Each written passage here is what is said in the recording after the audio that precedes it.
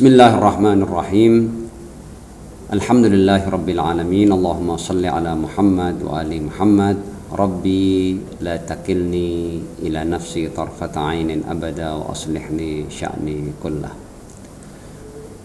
Pemirsa yang dirahmati oleh Allah, Assalamualaikum warahmatullahi wabarakatuh. Alhamdulillah, kita bertemu kembali dalam serial kajian akidah sederhana, dan pertemuan kita kali ini adalah pertemuan yang ketiga. Sedikit refresh supaya pembahasan kita bersambung dengan pertemuan yang kedua kemarin. Dalam pertemuan yang lalu kita telah berbicara secara khusus tentang wajibul wujud, atau dengan kata lain kita telah sampai pada sebuah keyakinan bahwa di keberadaan ini harus ada keberadaan yang tidak bergantung pada apapun. Dan selanjutnya kita telah mempelajari beberapa konsekuensi logis dari wajibul wujud. Sekedar saya refresh saja. Karena wajibul wujud tidak bergantung pada apapun, maka dia harus azali dan abadi. Artinya dia tidak pernah tidak ada. Karena sesuatu yang pernah tidak ada, pasti ia bergantung pada pencipta. Kemudian dia juga harus azali. Nah, sesuatu yang tidak bergantung pada apapun, maka keberadaan itu merupakan zatnya. Dan ketika keberadaan merupakan zatnya, maka keberadaannya tidak akan pernah berakhir dengan ketiadaan. Kemudian konsekuensi logis lain dari wajibul wujud, kita memahami bahwa karena ia tidak bergantung pada apapun, maka wajibul wujud juga merupakan keberadaan yang tidak tersusun dari apapun, atau ghair murakkab, non heterogen. Karena setiap yang tersusun dia bergantung pada bagian-bagiannya. Konsekuensi logis berikutnya, karena dia tidak bergantung pada apapun, maka dia juga tidak terikat oleh ruang dan waktu. Karena setiap yang terikat oleh ruang dan waktu, maka dia terbatas, dan setiap yang terbatas dia bergantung. Dan konsekuensi logis terakhir yang kita bahas kemarin adalah bahwa wajibul wujud karena dia tidak bergantung, maka tak terasumsikan baginya gerak, perubahan, dan evolusi. Mengapa? Karena tidak ada gerak, tidak ada perubahan, dan tidak ada evolusi yang tidak melibatkan waktu. Dan karena wajibul wujud tidak terikat oleh ruang dan waktu, maka otomatis gerak, perubahan, evolusi ternafikan darinya. Dari konsekuensi yang keempat ini pun kita juga bisa membuktikan keabadian Allah Subhanahu wa taala, bahwa keberadaannya tidak akan berubah menjadi ketiadaan. Itu yang kita bahas kemarin. Nah, kemudian dalam kesimpulan akhir pada pertemuan kedua, kita akhirnya sampai pada sebuah kesimpulan yang berbicara tentang bahwa Allah mempunyai sifat-sifat tsubutiyah dan mempunyai sifat-sifat salbiyah. Kemarin juga sudah kita jelaskan bahwa sifat-sifat tsubutiyah artinya bahwa segala macam kesempurnaan ada pada wajibul wujud. Sifat salbiyah, segala macam hal yang menunjukkan kebergantungan, kekurangan, keterbatasan, kelemahan, ketidakberdayaan ternafikan dari wajibul wujud. Jadi secara umum itulah sifat wajibul wujud. Nah, dalam pertemuan kita kali ini kita akan lebih jauh membahas tentang sifat-sifat Allah Subhanahu wa taala. Dan ini juga merupakan konsekuensi logis berikutnya bagi wajibul wujud. Jadi karena wajibul wujud tidak bergantung pada apapun, maka sifat-sifat wajibul wujud harus tidak terpisah dari zatnya. Dengan kata lain, sifatullah ainu dzati. Sifat-sifat Allah itu ya zatnya itu. Artinya bukan dua hal yang berbeda. Sifat Allah ya zatnya itu. Zat Allah ya zat yang dengan segala macam kesempurnaan yang dia miliki. Jadi yang hendak kita buktikan pada pertemuan kali ini adalah bahwa sifatullah ainu dzatih. Sifat Allah ya zatnya itu. Bukan dua hal yang terpisah. Nah, seperti biasa teks akan kita baca, kemudian kita berikan penjelasan. Jadi sekali lagi yang hendak kita buktikan pada pembuktian kali ini adalah bahwa sifat-sifat Allah ya zatnya itu. Jadi bukan terpisah antara ada zat Allah, ada sifat Allah. Enggak. Ya, zat Allah adalah zat yang dengan segala sifat-sifat subutiyah yang ada padanya. Artinya zat Allah adalah zat yang memiliki segala kesempurnaan. Dan tidak ada perbedaan antara zat dan sifat itu. Kalau dalam bahasa riwayat yang sampai dari para imam suci Ahlul Bait alaihimussalam disebutkan bahwa sifatullah ainu dzatih. Sifat-sifat Allah ya zatnya itu. Nah, mengapa sifat-sifat Allah tidak boleh terpisah dari zatnya? Karena kalau sifat-sifat Allah terpisah dari zatnya, maka ini akan menjadikan wajibul wujud bergantung. Bagaimana keterangannya? Nah, ini yang hendak kita bahas. Pembuktian. Apabila sifat-sifat Allah bukan zatnya itu sendiri, maka ada dua kemungkinan yang dapat digambarkan. Satu, sifat-sifat itu berada di dalam zat Allah. Kemungkinan yang kedua, sifat-sifat itu berada di luar zat Allah. Saya jelaskan kembali bahwa kalau seandainya sifat-sifat Allah itu adalah bukan zatnya itu sendiri, maka ada dua kemungkinan terjadi. Ada kalanya sifat-sifat itu di dalam zat Allah. Kemungkinan kedua, ada kalanya sifat-sifat itu di luar zat Allah. Dan dua kemungkinan ini nanti akan tertolak dengan pembuktian yang sangat sederhana. Jika sifat-sifat itu berada di dalam zat Allah, maka hal itu akan menjadikan zat Allah yang wajibul wujud menjadi heterogen, menjadi tersusun, menjadi murakkab. Padahal telah kita buktikan bahwa wajibul wujud tidak mungkin tersusun dari bagian-bagian. Jadi dikatakan tadi bahwa seandainya zat Allah itu, seandainya sifat-sifat Allah itu bukan zatnya itu sendiri dan sifat-sifat itu berada di dalam zat Allah, berarti zat Allah merupakan satu unit yang tersusun dari sifat-sifat. Dan kemarin telah kita buktikan bahwa wajibul wujud tidak mungkin merupakan sesuatu yang tersusun dari bagian-bagian, karena setiap yang tersusun dari bagian-bagian dia bergantung pada bagian-bagiannya. Jadi kemungkinan yang pertama ini sudah tertolak, bahwa kalau zat Allah, kalau sifat itu bukan zat dan ada di dalam zat, ini akan menjadikan zat Allah itu tersusun, dan ini sudah jelas kebatilannya. Kemungkinan kedua berarti kalau seandainya sifat-sifat itu di luar zat Allah.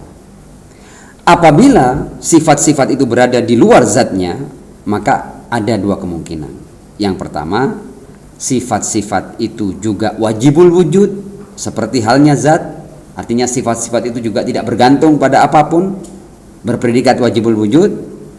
Kedua, sifat-sifat itu mumkinul wujud, yang secara otomatis keberadaannya bergantung pada wajibul wujud atau pada zat.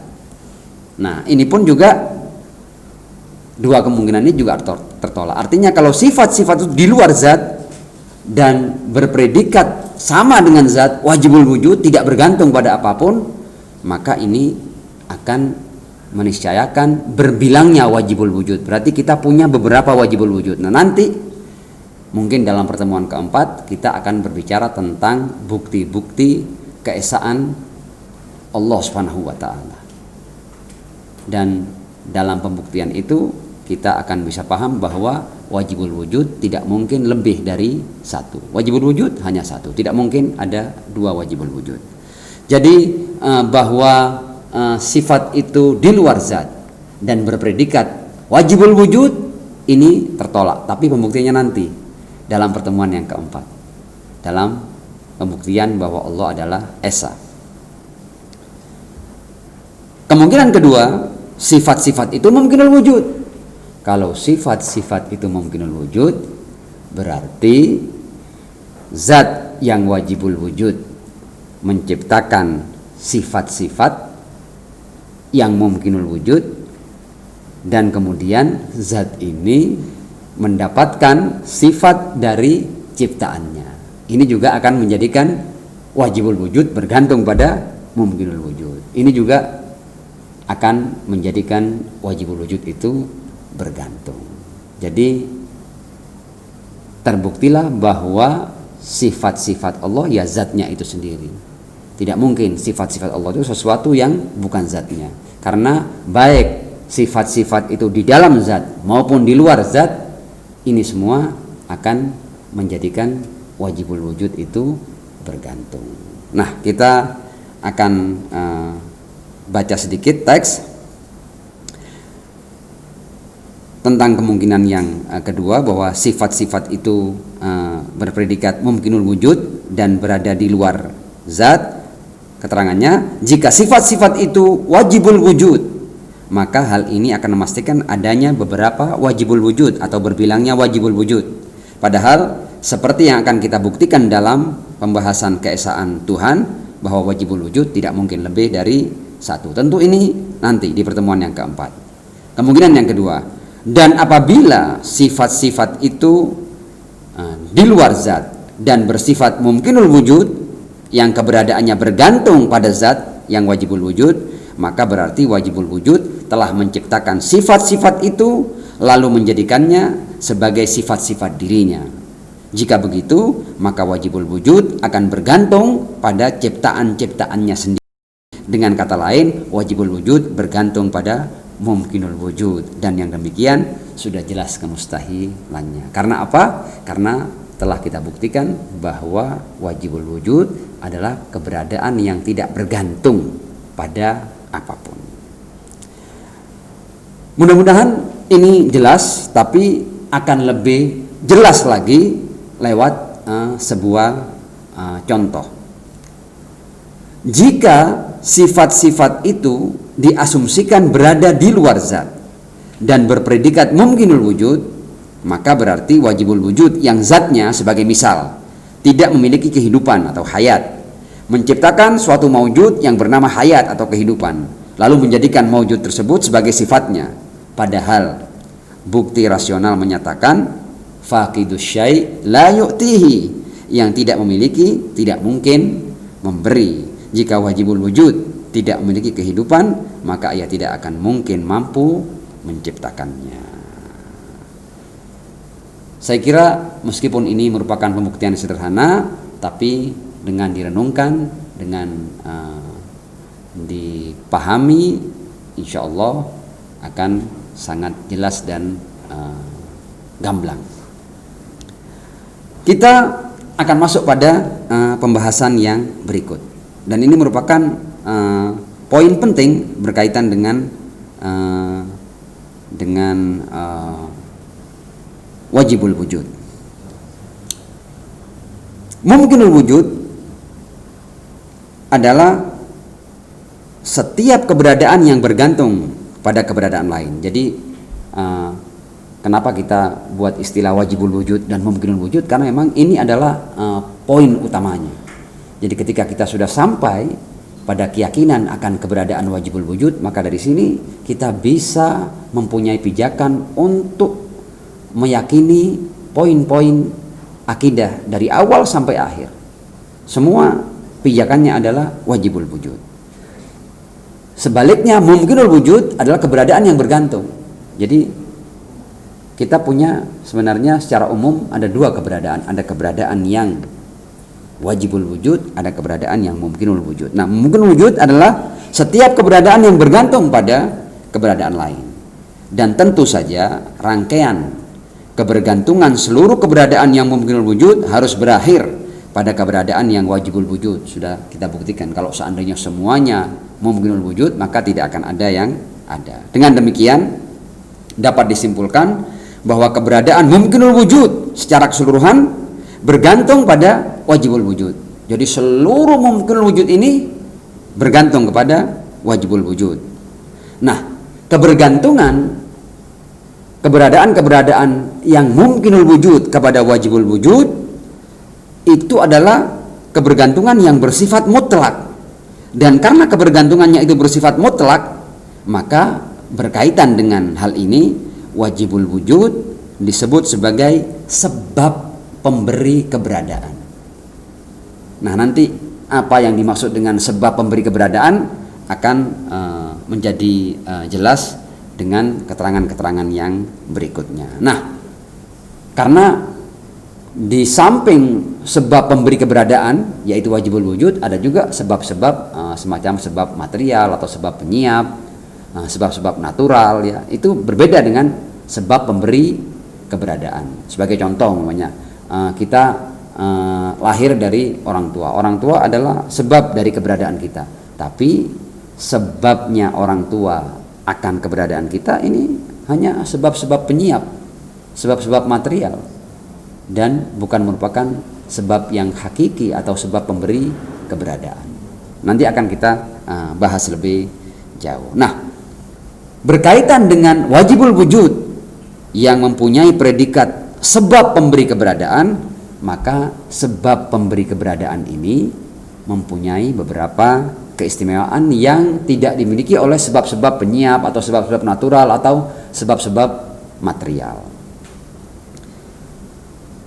Di antara keistimewaan sebab pemberi keberadaan, salah satunya adalah ini. 1. Sebab pemberi keberadaan harus memiliki kesempurnaan semua musababnya dalam kualitas yang lebih tinggi.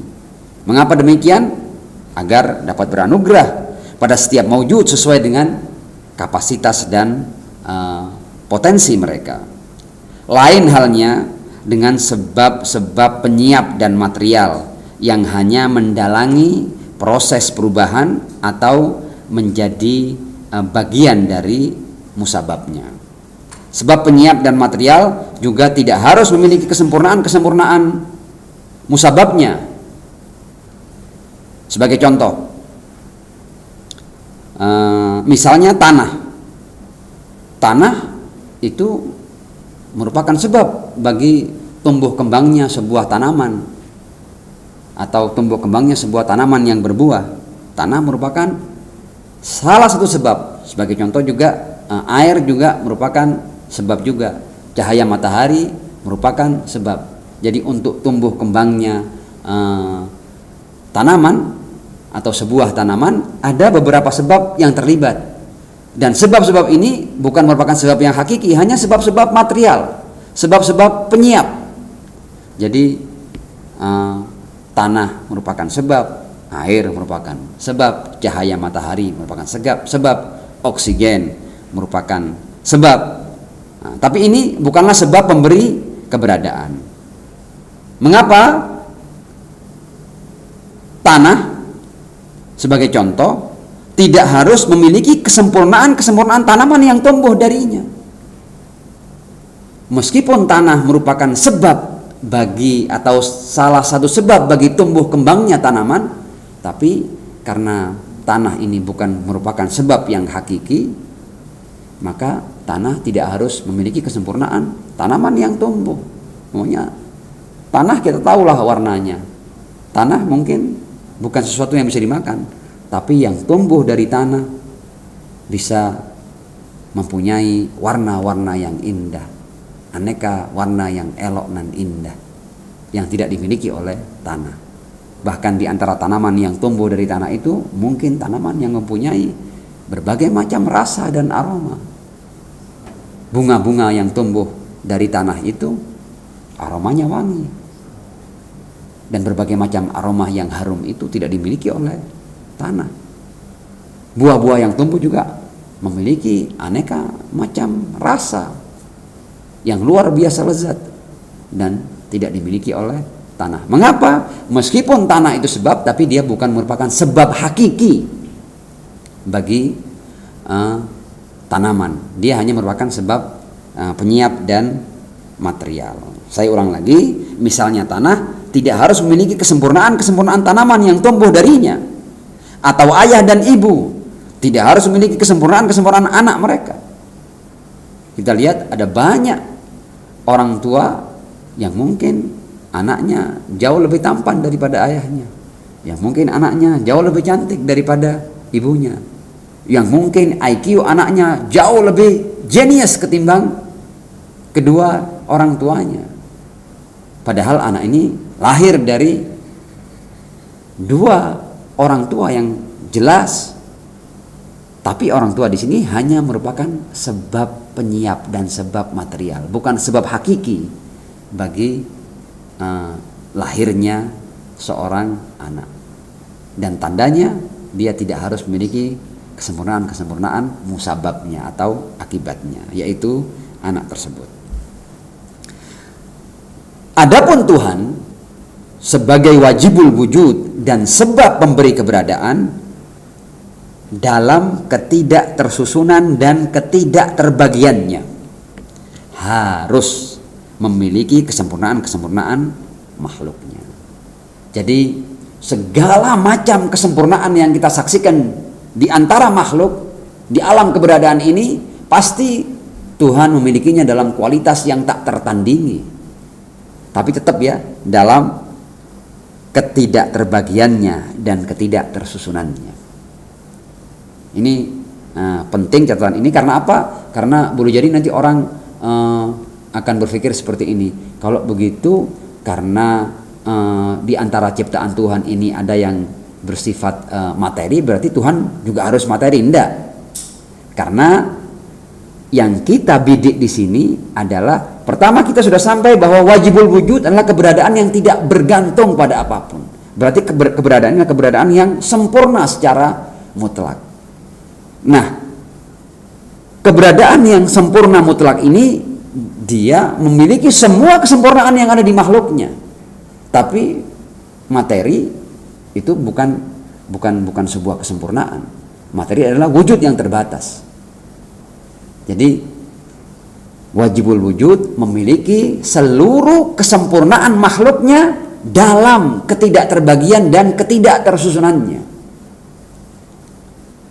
Jadi kekurangan makhluk tidak ada pada Tuhan, tapi apapun yang merupakan kesempurnaan bagi makhluk, Tuhan memilikinya dalam kualitas yang tak tertandingi. Sebagai contoh, umpamanya ciptaan Tuhan itu memiliki kehidupan. Nah, Tuhan juga memiliki kehidupan, tapi kehidupan yang dimiliki oleh Tuhan adalah kehidupan yang tidak bergantung pada apapun. Kehidupan yang tidak pernah dimulai dengan ketiadaan dan tidak akan berakhir juga dengan kepunahan. Makhluk punya kehidupan dan kehidupan kesempurnaan bagi makhluk. Tapi kehidupan yang dimiliki oleh makhluk adalah kehidupan yang terbatas, kehidupan yang berawal dengan ketiadaan dan akan berakhir dengan kepunahan. Itu salah satu daripada keistimewaan sebab pemberi keberadaan. Jadi yang pertama adalah bahwa sebab pemberi keberadaan harus memiliki kesempurnaan semua musababnya dalam kualitas yang lebih tinggi, dalam ketidaktersusunan dan ketidakterbagiannya. Keistimewaan yang kedua bagi sebab pemberi keberadaan. 2. Sebab pemberi keberadaan telah menciptakan musababnya dari ketiadaan menuju keberadaan, dari tidak ada menjadi ada. Berbeda dengan sebab-sebab penyiap dan material. Namanya tanah tadi. Ketika tanaman yang tumbuh, tanaman itu sebelumnya ada benihnya. Tanah hanya menjadi nutrisi bagi benih ini untuk tumbuh dan kembang. Air juga seperti itu adanya, matahari juga seperti itu adanya, udara, oksigen juga seperti itu adanya. Artinya selain wajibul wujud, tidak ada yang menciptakan musababnya dari ketiadaan. Hanya wajibul wujud menciptakan musababnya dari ketiadaan menuju keberadaan. 3. Ini diantara keistimewaan sebab pemberi keberadaan. Dalam menciptakan musababnya, sesuatu pun tak terkurangi dari wujudnya. Nah, ini juga dari kita sampai pada wajibul wujud, kita akhirnya bisa paham bahwa wajibul wujud adalah sebuah keberadaan yang ketika beranugerah tidak akan ada sedikit pun yang berkurang darinya. Kenapa? Karena wajibul wujud adalah bukan sesuatu yang tersusun dari bagian-bagian. Jadi wajibul wujud ketika beranugerah tidak akan ada sesuatu yang terkurangi darinya. Berbeda dengan namanya tanah tadi itu. Tanah ketika menumbuhkan berbagai macam tanaman akan banyak materi-materi yang berkurang dari tanah itu. Kadang-kadang tanah ketika sekian lama ditanami oleh tanaman dengan tanaman tertentu, dia sudah tidak seperti awal. Karena apa? Ada banyak nutrisi yang terkuras. Ya, dengan ada banyak bagian-bagian yang terlepas dari tanah itu setelah dia menumbuhkan berbagai macam tanaman. Orang tua juga begitu.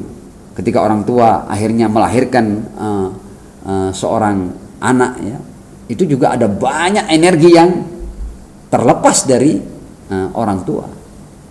Seorang ibu yang mengandung anak dari mulai awal sampai 9 bulan kemudian melahirkan, ada banyak hal yang terkuras dari wujud seorang ibu. Mengapa demikian? Karena ibu hanya sebab penyiap, sebab material, bukan sebab hakiki bagi lahirnya seorang anak. Saya ulang lagi, dalam yang ketiga, ya, dalam menciptakan musababnya, sesuatu pun tak terkurangi dari wujudnya. Mengapa tak terkurangi? Karena kalau ada yang kurang dari wajibul wujud, ini meniscayakan bahwa wajibul wujud tersusun dari bagian-bagian. Padahal sudah kita buktikan bahwa wajibul wujud tidak mungkin tersusun dari bagian-bagian. Itu sudah sangat logis, tidak bisa kita bantah secara rasional. Lain halnya dengan sebab-sebab alamiah, material, penyiap yang kerjanya hanya mengubah musabab yang sudah ada dengan mengeluarkan energi dan tenaga. Diterangkan lebih jauh, karena asumsi berkurangnya sesuatu dari wajibul wujud akan berakibat pada ketersusunan dan perubahan pada zat ilahi, di mana kebatilannya telah terbukti. 4. Sebab pemberi keberadaan. Jadi ini adalah keistimewaan yang keempat bagi sebab pemberi keberadaan. Sebab pemberi keberadaan merupakan sebab hakiki. Oleh karena itu keberadaannya selalu dibutuhkan bagi kelanggengan musababnya. Nah, ini juga penting. Beda antara sebab hakiki dengan sebab yang tidak hakiki. Itu kalau sebab hakiki itu kebergantungan musabab atau akibat kepada sebab hakiki ini kebergantungan yang bersifat mutlak. Selalu bergantung, tidak pernah sedetik pun musabab itu tidak bergantung kepada sebab hakikinya. Tapi sebab-sebab penyiap material itu musababnya tidak bergantung. Contoh umpamanya anak tadi itu kepada orang tuanya boleh jadi sudah, artinya setelah anak itu lahir, setelah kemudian tumbuh dewasa, anak itu sudah tidak bergantung dengan orang tuanya. Bahkan ketika orang tuanya tiada atau meninggal, anak tetap eksis, tetap ada. Anak tidak menjadi mati dengan kematian orang tuanya. Jadi betul anak ini merupakan akibat dari orang tua, tapi karena orang tua bukan sebab hakiki bagi anak ini, maka eksistensi anak tidak bergantung pada sebabnya. Sebagaimana juga tanaman-tanaman. Boleh jadi ketika terpisah dari dari tanah itu, buah itu tetap ada dan bisa dirasakan lezatnya rasa berbagai macam buah-buahan. Karena apa? Karena meskipun sudah tercerabut dari akarnya, karena akar dan tanah bukan sebab hakiki bagi buah ini, maka tetap buah ini memiliki eksistensi, memiliki rasa, memiliki kelezatan, memiliki berbagai macam kelebihan. Jadi yang keempat, sebab pemberi keberadaan merupakan sebab hakiki. Oleh karena itu, keberadaannya selalu dibutuhkan bagi kelanggengan musababnya. Dengan demikian, pendapat sebagian mutakallimin yang menyatakan bahwa alam setelah diciptakan tidak lagi bergantung pada Allah, atau pendapat sebagian para filsuf barat yang mengumpamakan alam seperti jam tangan yang hanya perlu diputar sekali lalu ia akan bekerja sendiri secara otomatis, sangatlah jauh dari kebenaran. Jadi dari keterangan ini kita bisa memahami bahwa kebergantungan akibat pada sebab pemberi keberadaan merupakan kebergantungan yang bersifat mutlak.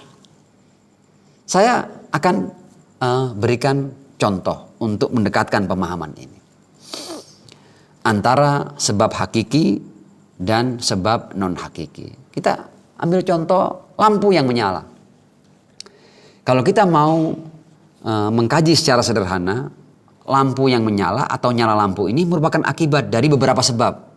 Contoh, harus ada lampunya, kemudian ada ada bagian-bagian tertentu yang ada di dalam lampu ini sehingga ketika nanti dialiri dengan arus listrik maka lampu ini bisa menyala. Kemudian mungkin ada kabel yang menghubungkan lampu ini dengan arus listrik. Intinya ada berbagai macam hal sehingga dari berbagai macam sebab itu lampu ini menjadi nyala.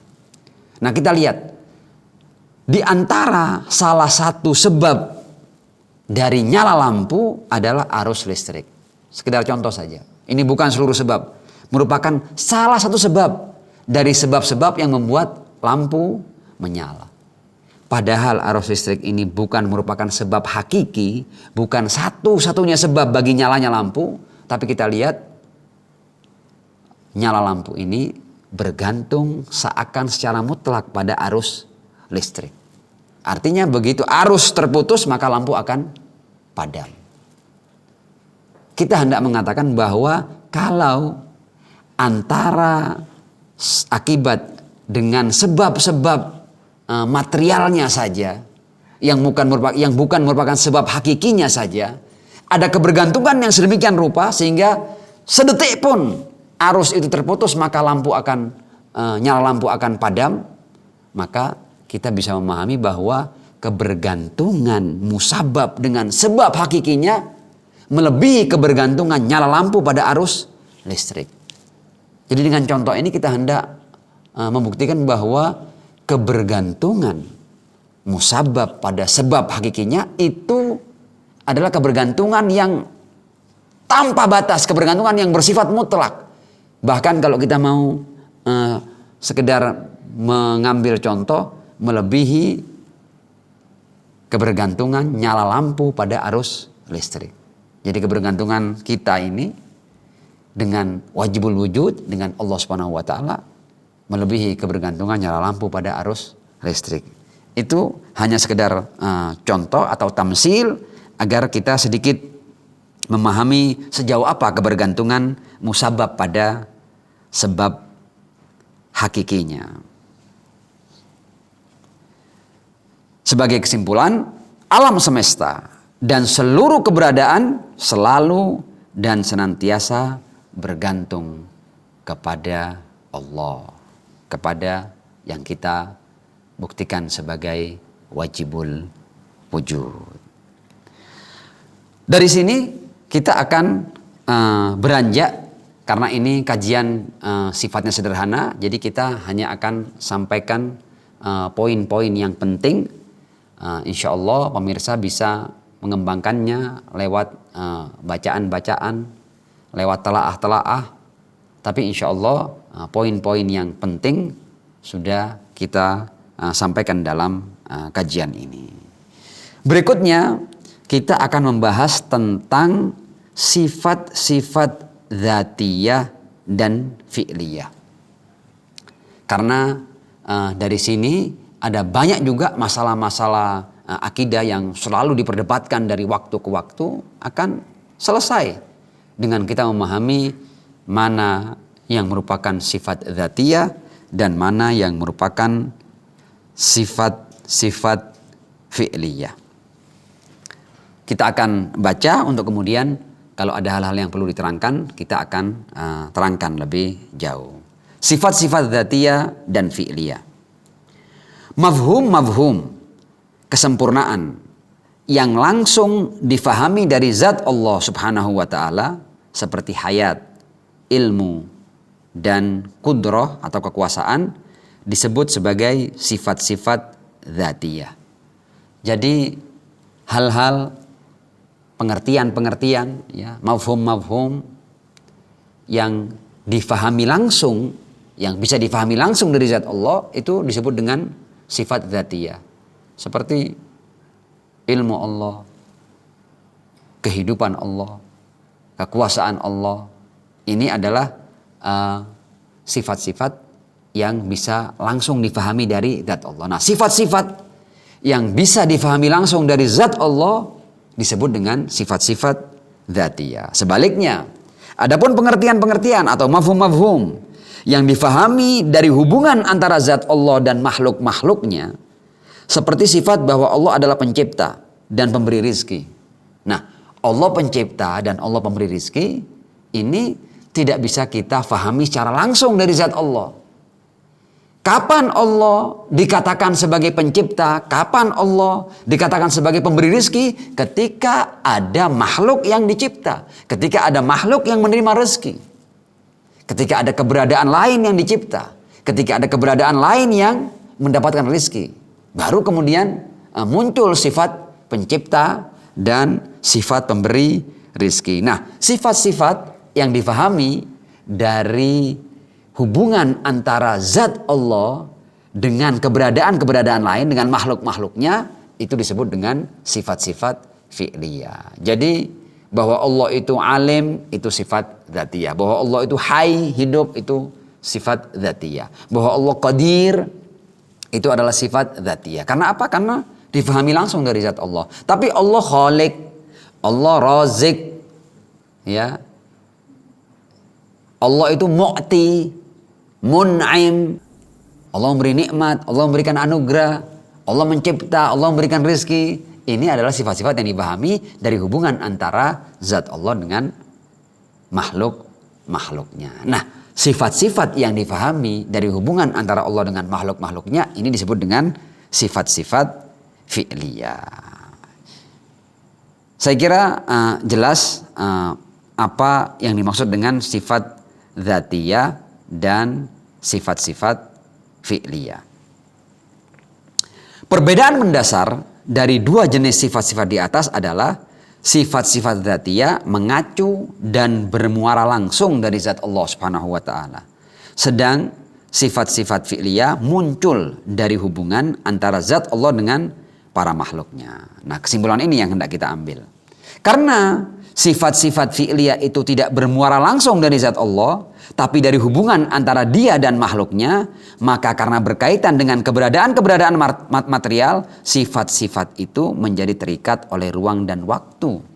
Namun, semua itu dapat dikembalikan ke sifat-sifat dzatiyah, seperti sifat pencipta, bila kita artikan bahwa Allah berkuasa untuk mencipta. Nah, ini yang kemudian ketika banyak yang tidak memahami perbedaan antara sifat dzatiyah dan sifat fi'liyah, kadang-kadang terlibat dalam beberapa polemik dalam masalah-masalah akidah. Jadi sifat-sifat yang muncul dari hubungan antara zat Allah dengan makhluk, otomatis karena ciptaan-ciptaan Allah itu terikat oleh ruang dan waktu, maka sifat-sifat yang berkaitan dengan makhluk, maka juga akan terikat oleh ruang dan waktu. Umpamanya pasti ada waktu kapan diciptakan Adam, pasti ada waktunya. Pasti ada waktu kapan diciptakan langit, kapan diciptakan bumi.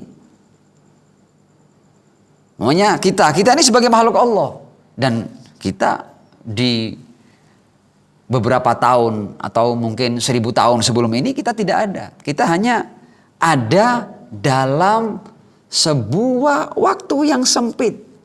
Dan karena ciptaan Allah ini terikat oleh ruang dan waktu, maka penciptaan kita juga berkaitan dengan ruang dan waktu. Tapi semua sifat-sifat yang difahami dari hubungan antara Allah dengan makhluknya, ini semua bisa dikembalikan kepada sifat kekuasaan. Jadi sifat dzatiyah. Bahwa Allah mencipta artinya Allah itu punya kekuasaan untuk mencipta. Apakah Allah itu sudah mencipta atau belum? Tapi Allah sebagai zat yang tidak bergantung pada apapun, maka kemampuannya juga tak terbatas. Jadi meskipun Allah itu dalam tanda kutip belum mencipta, tapi Allah ala kulli syai'in qadir. Dia berkuasa untuk melakukan segala sesuatu. Artinya dia mempunyai kuasa untuk mencipta. Meskipun dia belum mencipta. Dia punya kuasa untuk memberi rizki. Meskipun belum ada makhluk yang diberi rizki. Jadi semua kembali kepada sifat dzatiyah yang tidak terikat oleh ruang dan waktu. Dengan memahami perbedaan antara sifat-sifat dzatiyah dan fi'liyah, maka ini sebagai contoh, kalam ilahi atau Al-Quran yang selalu diperdebatkan tentang qadim atau hadisnya, apakah dia makhluk atau bukan, menjadi jelas sekali duduk perkaranya. Jadi memang masalah Al-Quran ini, apakah qadim atau hadis, sempat menjadi polemik yang luar biasa, panjang. Dan hal ini dikarenakan banyak yang tidak bisa memisahkan antara mana yang sifat dzatiyah dan mana yang sifat fi'liyah.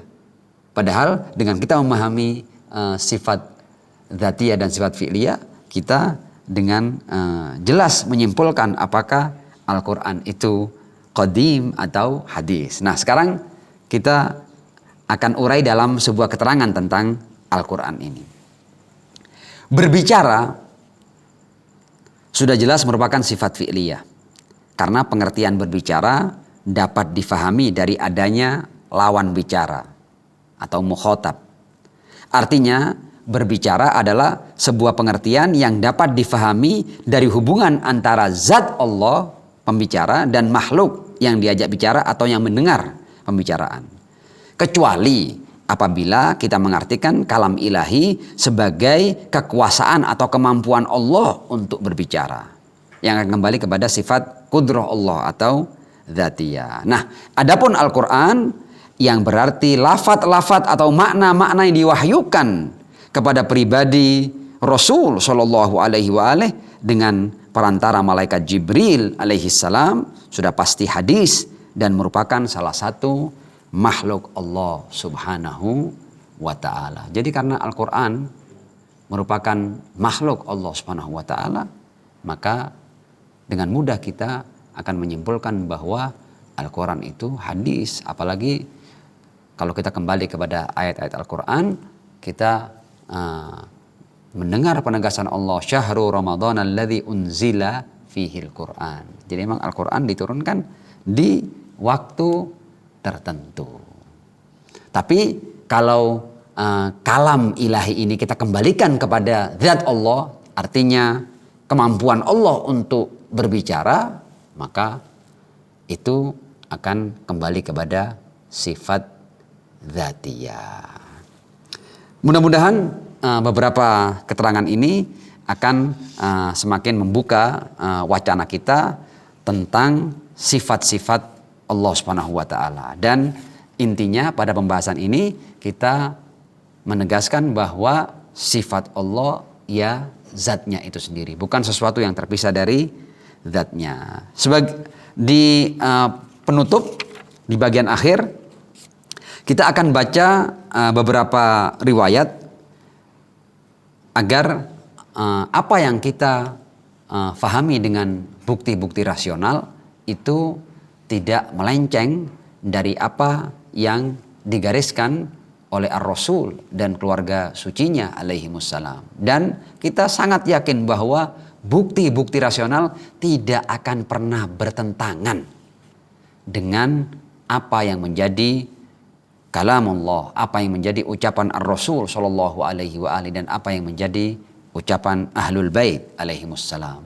Karena kita yakin bahwa seluruh nilai-nilai ilahiyah yang ada di Al-Quran, yang ada dalam ucapan-ucapan suci Ar-Rasul dan Ahlul Bait alaihimussalam adalah keterangan-keterangan yang tidak akan pernah bertentangan dengan rasio. Apalagi Al-Quran mengatakan afala ta'qilun, afala tatafakkarun la ayatin liulil albab. Artinya bahwa ayat-ayat Allah ini adalah tanda-tanda bagi orang yang berpikir.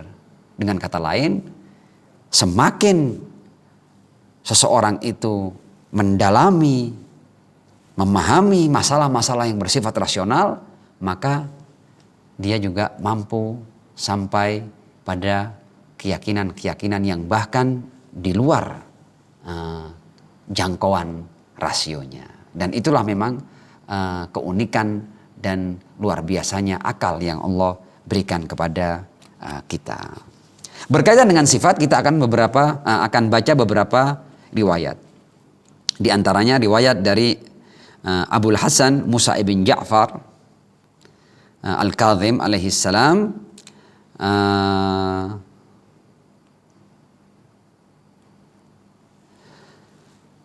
ketika beliau menegaskan innallaha a'la wa ajal wa a'zam min an yublagha kunhu sifatih. Beliau menjelaskan bahwa Allah Subhanahu wa taala jauh lebih tinggi, jauh lebih agung, jauh lebih azim untuk dapat diselami hakikat sifatnya. Fasifuhu bima wasafa bihi nafsuh.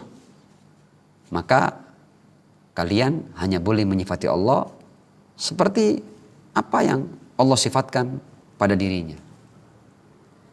Wa kuffu amma siwa dzalik, dan tahanlah dirimu untuk menyifati sifat-sifat yang Allah tidak pernah menyifati dirinya dengan sifat-sifat itu. Jadi ini merupakan sebuah batasan bahwa ketika kita hendak menyifati Allah, sifatilah dengan apa yang Allah menyifati dirinya dengannya. Jangan kita menyifati dengan sesuatu yang Allah tidak pernah menyifati dirinya dengannya. Ada salah seorang bertanya kepada imam tentang sifat. Maka Al-Ma'sum menjawab, la tujawiz ma fil Qur'an. Engkau jangan melampaui sifat-sifat yang telah Allah sebutkan di Al-Quran.